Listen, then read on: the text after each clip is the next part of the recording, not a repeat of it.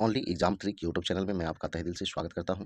चलिए दोस्तों, black book चल रही है। इसमें जो है हम आपको बायोलॉजी का टॉपिक देने वाले हैं इस वीडियो में। आप ध्यान देंगे।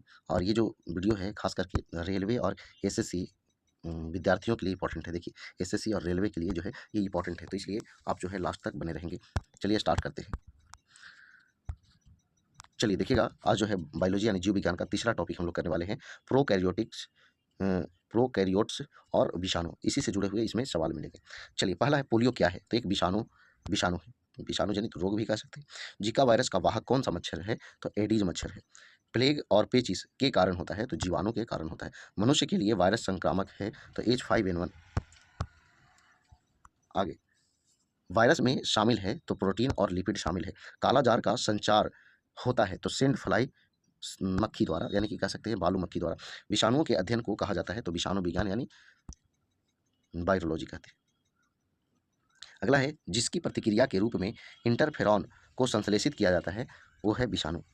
बर्ड फ्लू पैदा करने वाले H5N1 वायरस की खोज सबसे पहले कब की गई थी? तो ये जो है 1897 में की गई थी।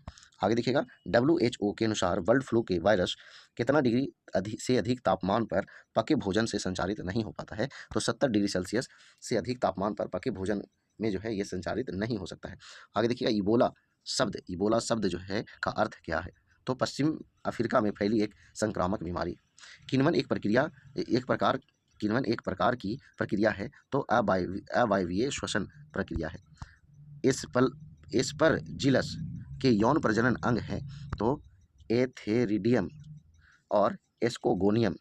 दंड आकार के जीवाणु कहलाते हैं तो बेसिलस कहलाते हैं। माइकोबैक्टीरियम लेप्राई है तो बेसिलस है। जीवों के कौन से समूह तेजी से प्रजनन करता है? तो जीवाणु। कौन सा जीव अपने भोजन को वास्तव में शरीर में प्रवेश करने से पहले पचाता है? तो जीवाणु और कवक।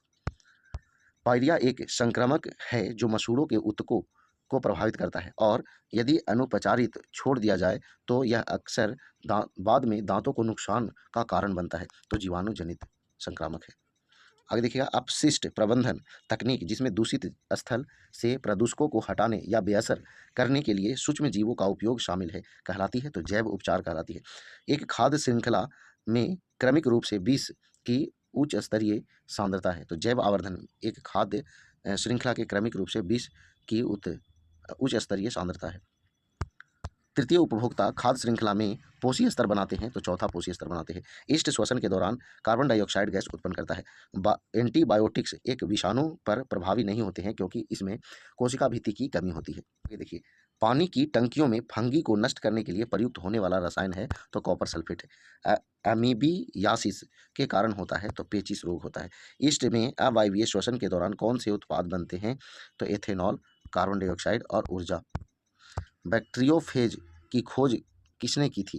तो फेलिक्स डी हेरेल और फ्रेडरिक टोर्ट। अल्फा विषाक्त पदार्थों का उत्पादन द्वारा किया जाता है तो कवक द्वारा किया जाता है। एक वायरस नष्ट करता है तो लिम्फोसाइट्स को नष्ट करता है। एड्स का वायरस की वृद्धि को प्रभावित करता है तो रक्त में टी कोशिकाओं की वृद्धि को प्रभावित करता है। एड्स एक है तो विषाणु जनित रोग है। एड्स वायरस में है तो एक रेसिए आरएनए। एड्स, गलसुआ और पोलियोमाइलाइटिस में क्या आम है? तो ये वायरस के कारण होते हैं। क्षय रोग का संक्रमण के माध्यम से होता है तो माइक्रोबैक्टीरियम ट्यूबरकुलोसिस के माध्यम से होता है। सबसे छोटा ज्ञात प्रोकैरियोटिक जीव है तो माइकोप्लाज्मा है। आनुवंशिक जोड़ तोड़ द्वारा प्राकृतिक आइसोलेट्स से विकसित कौन सा जीवाणु स्ट्रेन तेल रिसाव के उपचार के लिए उपयोग किया जा सकता है? तो नाइट्रोसोमोनास। प्रोकैरियोटिक कोशिका में नहीं होती है तो नाभिक नहीं होती है। मोल्ड द्वारा निर्मित होता है तो पेनिसिलिन निर्मित होता है। लैटिन में वायरस का क्या अर्थ है? तो जहर है। एक विषाणु में कौन सा गुण अनुपस्थित होता है? तो कोशिका भित्ति की उपस्थिति अनुपस्थित होता है।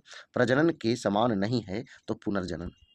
मादक पेय पदार्थों के निर्माण में किस खमीर का उपयोग किया जाता है? तो सैकहरोमायसस सेरेवियस सेरेविएसिए सेरेविसिए।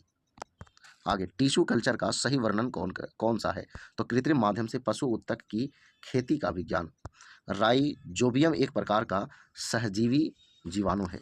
कुछ विषाणु में आरएनए होता है लेकिन डीएनए नहीं होता है। यह क्या इंगित करेगा? तो इन विषाणुओं की कोई आनुवांशिक जानकारी नहीं है। बिना किसी अपवाद के वायरस के बारे में क्या सच है? तो वे केवल पोषी कोशिकाओं में बढ़ सकते हैं। चिकन पॉक्स का कारण बनने वाला वायरस है तो वेरियोला जोस्टर। चेचक किसके कारण होता है? तो वेरियोला वायरस के कारण होता है। घातक बीमारी इबोला का प्रेरक एजेंट है तो विषाणु है। कोशिका सिद्धांत में कौन सा जीव फिट नहीं बैठता है? तो विषाणु। सजीव और निर्जीव जगत की सीमा रेखा पर स्थित सूक्ष्म जीवाणु क्या कहलाते हैं? तो विषाणु कहलाते हैं। आगे देखिएगा, सभी सूक्ष्म जीवों में से सबसे अनुकूलनीय और बहुमुखी है तो वह है विषाणु। अल्कोहल किण्वन के लिए कौन सा जीव जिम्मेदार है? तो खमीर यानी ईस्ट जिम्मेदार है। आगे देखिए, जीवाणु कोशिका में माइटोकॉन्ड्रिया की संख्या शून्य होती है, मतलब कि नहीं होती है। तो चलिए दोस्तों, ये जो है आपका तीसरा टॉपिक था जो कि समाप्त हुआ और बायोलॉजी से संबंधित ये वीडियो था। वीडियो पसंद आया तो वीडियो को लाइक करें, दोस्तों पास शेयर करें। तो आज फिर इतना ही। जय हिंद, जय भारत, वंदे मातरम।